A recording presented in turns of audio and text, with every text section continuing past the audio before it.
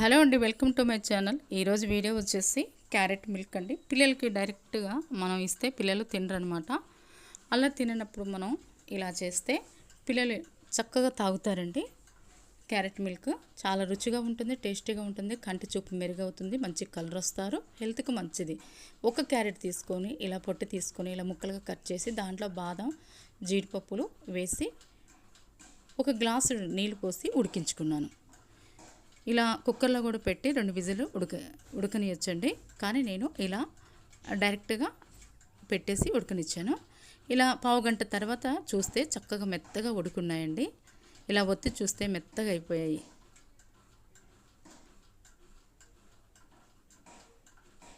తర్వాత మనం బాదం పప్పుల్ని ఇలా పొట్టు తీసుకోవాలి. మీరు ఒక్కసారి పిల్లలకి చేసి ఇచ్చారంటే చాలండి, పిల్లలే అడుగుతారు, మమ్మీ నాకు క్యారెట్ మిల్క్ ఇరా, క్యారెట్ మిల్క్ చాలా టేస్టీగా ఉన్న నాకు ఇవ్వమని వాళ్ళే అడుగుతారు. అలా అడిగినప్పుడు మీరు 2 రోజులకు ఒక్కసారైనా చేసి ఇవ్వండి, కళ్ళకు మంచిది. డాక్టర్లు కూడా చెప్తారండి, క్యారెట్ చాలా మంచిది పిల్లలకు పెడితే కళ్ళకు మంచిది అని. చాలామంది పెద్దలు కూడా అంటారు కలర్ వస్తారు ఇది తింటే అని. కలర్ కూడా వస్తారండి, కంటికి మంచిది, ఆరోగ్యానికి చాలా మంచిది.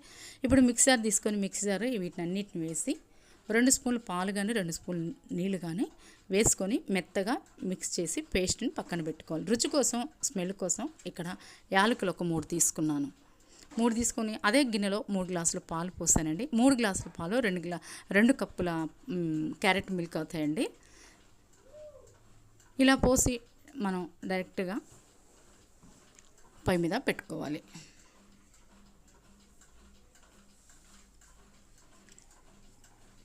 ఒకసారి తాగారంటే పిల్లగాళ్ళు మిమ్మల్ని అడుగుతారనమాట. ఎందుకంటే అంత రుచిగా ఉంటాయి కనుక.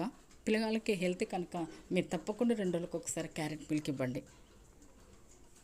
తర్వాత చూడండి, పేస్ట్ ఇలా చేసుకోవాలి. మెత్తగా చేసుకుని ఒక గిన్నెలో తీసుకొని ఈ పేస్ట్ని మరిగే పాలలో ఈ పేస్ట్ని వేసి మొత్తం కలుపుకోవాలి. ఇలా మొత్తం కలుపుకోవాలి.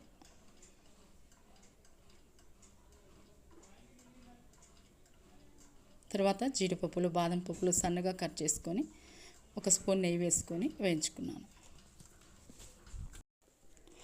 బాగా వేయించుకోవద్దండి, లైట్గా వేయించుకుంటే సరిపోతుంది నెయ్యిలో. తర్వాత ఇప్పుడు బాగా మరుగుతున్నాయి పాలు, అంటే స్లోగా పెట్టి మనం మరగనిస్తే చక్కగా క్యారెట్, బాదం అవన్నీ బాగా మసిలి టేస్ట్గా వస్తాయి అన్నమాట.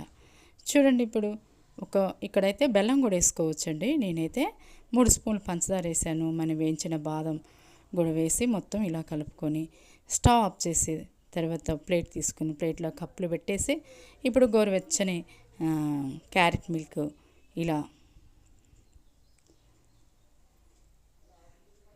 ఇలా పోసుకొని తాగితే చాలా చాలా టేస్టీగా ఉంటాయండి. అయితే ఇంకొకటండి, ఫ్రిడ్జ్లో పెట్టుకుంటే ఇంకా బాగుంటాయండి, ఇంకా చాలా టేస్టీగా ఉంటాయి. పిల్లగాళ్ళు ఒక్కసారి తాగారంటే మీరే నేను చేసిస్తాను అనక్కర్లేదండి, వాళ్ళే వెంట పెడతారు క్యారెట్ మిల్క్ చేయమని. అంత టేస్టీగా ఉంటాయి. నచ్చితే తప్పకుండా లైక్ చేయండి, మన ఛానల్ సబ్స్క్రైబ్ చేసుకోండి, ఎలా ఉందో కామెంట్స్ తెలియజేయండి. Thank you for watching.